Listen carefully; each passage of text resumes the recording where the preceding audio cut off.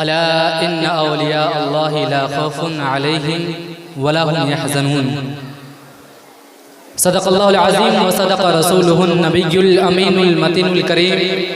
ونحن على ذلك لمن الشاہدین والشاکرین والحمد للہ رب العالمین۔ آئیے ہم اور آپ کچھ عرض و معروض سے قبل آقائے کائنات فخر موجودات صلی اللہ تعالیٰ علیہ وسلم کی بارگاہ بیکس پناہ میں عقیدت و محبت کا نذرانہ پیش کریں۔ پڑھیں اللہم صلی علی سیدنا شفیعنا مولانا محمد بارک وسلم صلی علیہ وسلم علیہ رسول اللہ صلی اللہ تعالیٰ علیہ وسلم۔ درود شریف ایک ایسا عمل ہے جسے بندہ کبھی بھی انجام دے سکتا ہے، اس کے لیے کسی قید و پابند کی ضرورت نہیں، بلکہ بندہ ہر وقت اسے انجام دے سکتا ہے، اور اس کی فضیلتیں بہت ساری ہیں۔ نبی کریم صلی اللہ تعالیٰ علیہ وسلم نے بیان فرمایا من صلی علی صلاة واحدہ صلی اللہ علیہ 10 صلوات وحطت عنہ 10 خطیات ورفعت له 10 درجات۔ نبی کریم صلی اللہ تعالیٰ علیہ وسلم بیان فرمایا کہ جو بندہ مومن مجھ پر ایک مرتبہ درود بھیجتا ہے، مجھ پر ایک مرتبہ سلام بھیجتا ہے، تو اللہ رب العزت اس کے اوپر 10 رحمتیں نازل فرماتا ہے۔ جو بندہ مجھ پر ایک مرتبہ درود بھیجتا ہے تو اللہ رب العزت اس ایک درود بھیجنے کے بدلے اس کے اوپر 10 رحمتیں نازل فرماتا ہے، اور ساتھ ہی ساتھ 10 اس کے گناہ معاف فرما دیتا ہے، اور اس کے 10 درجے بلند فرما دیتا ہے۔ آئیے ایک مرتبہ عقیدت و محبت کے ساتھ درود شریف پڑھیں اللہم صلی علی سیدنا شفیعنا مولانا محمد بارک وسلم صلی علیہ وسلم علیہ رسول اللہ صلی اللہ تعالیٰ علیہ وسلم۔ آج ہم اور آپ اس بزرگ ہستی کی یاد منانے کے لیے یہاں جمع ہوئے ہیں جنہوں نے اپنی حیات میں ہی ایسے کارنامے انجام دیے کہ جس کو اللہ رب العزت نے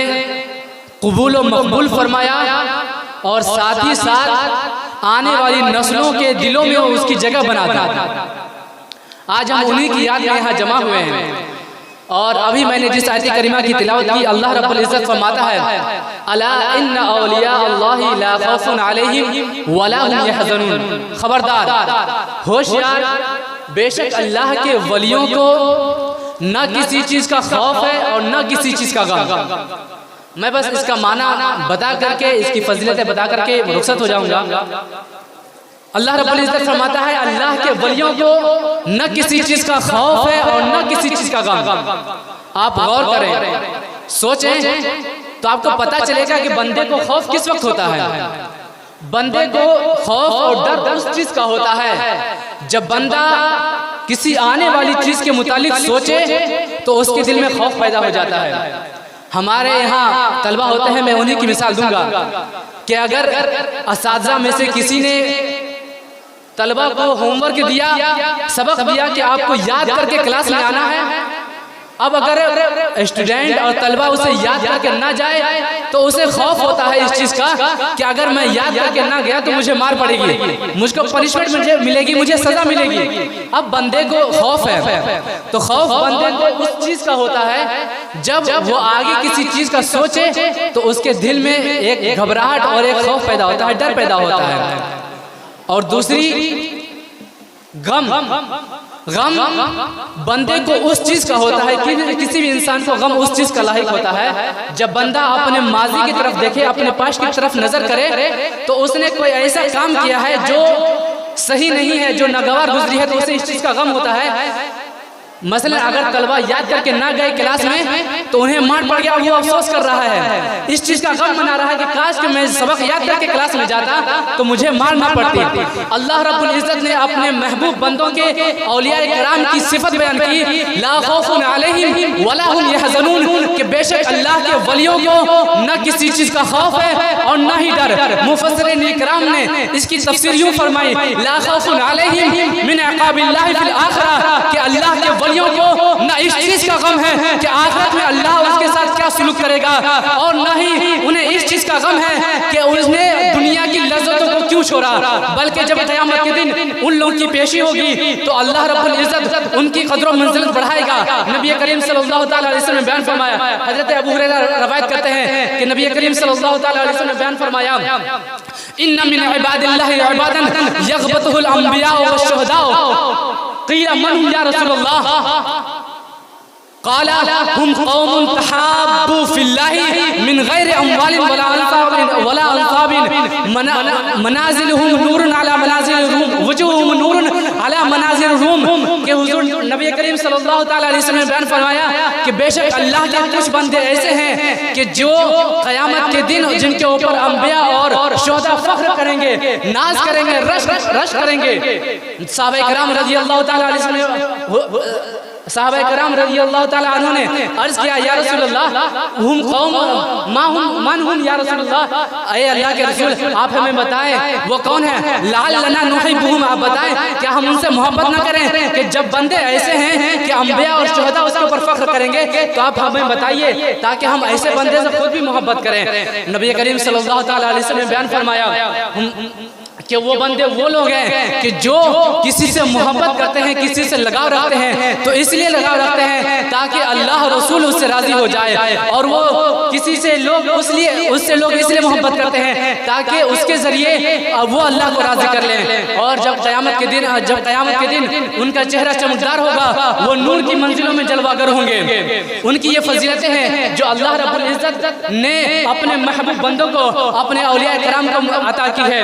اور دنیا میں بھی اس کی بہت ساری فضیلتیں ہیں۔ نبی کریم صلی اللہ علیہ وسلم نے فرمایا، حدیث قدسی ہے کہ اللہ رب العزت فرماتا ہے من عاد لی ولیا فقد آذنته بالحرب وما يتقرب الی بالنوافل حتى احبه فاذا احببته كنت سمعه الذي يسمع به وبصره الذي يبصر به ويده التي يمشي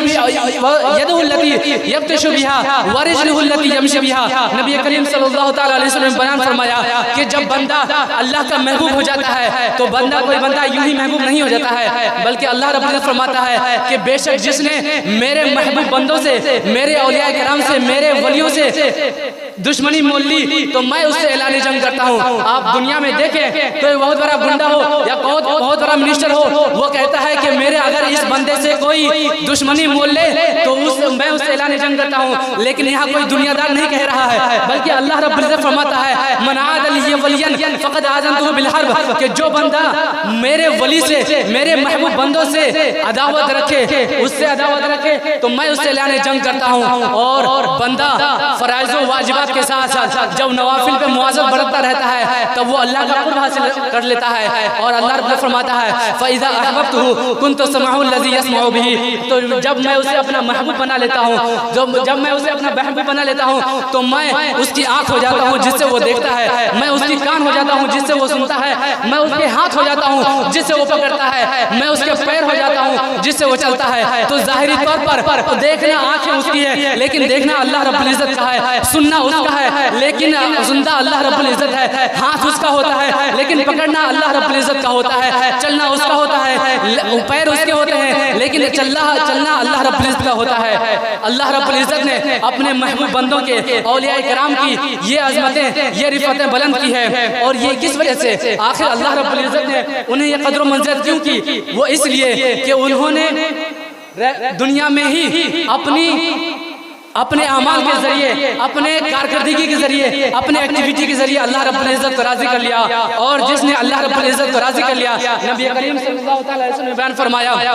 کہ جب سارے جنتی جنت میں پہنچ جائیں گے اور سارے جہنمی جہنم میں پہنچ جائیں گے تو اللہ رب العزت جنتیوں کو آواز دے گا یا اہل الجنہ فیقولون لبیک ربنا وسعدیک، لبیک اے رب کریم، اے پروردگار ہم حاضر ہیں، ہم حاضر ہیں۔ اللہ رب العزت فرمائے گا ارضیتم،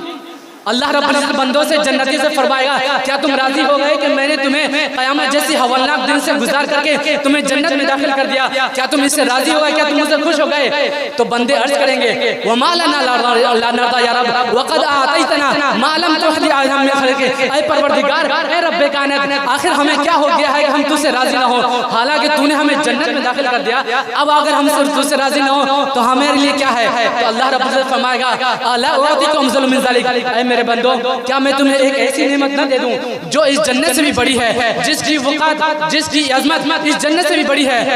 تو بندے عرض کریں گے وَأَيَّ شَيْءٍ يَا رَبْ، اے رب کائنات، اے پروردگار، اس جنت سے بھی بڑی نعمت کوئی نعمت ہو سکتی ہے؟ اللہ رب العزت فرمائے گا بل ہوا رضائی، ہاں بے شک اس جنت سے بھی بڑی نعمت کوئی ہے تو وہ میری رضا ہے، میری خوشنودی ہے۔ یہی وہ رضا ہے جسے اولیاء کرام نے دنیا میں ہی اپنے اعمال کے ذریعے اللہ کو راضی کر لیا، اور جس نے دنیا میں ہی اللہ کو راضی کر لیا تو اللہ رب العزت نے دنیا آنے والی نسلوں کے لیے بھی ان کے یادگار کے لیے ایک ایسی چیزیں مہیا کر دی ہے کہ ان کے یاد میں لوگ جمع ہو رہے ہیں۔ اللہ رب العزت ہمیں اور آپ کو سننے سنانے زیادہ عمل کی توفیق اور رفیق عطا فرمائے۔ وأقول قولي هذا أستغفر الله لنا ولكم ولسائر المؤمنين والمؤمنات وما علينا إلا البلاغ۔ السلام علیکم۔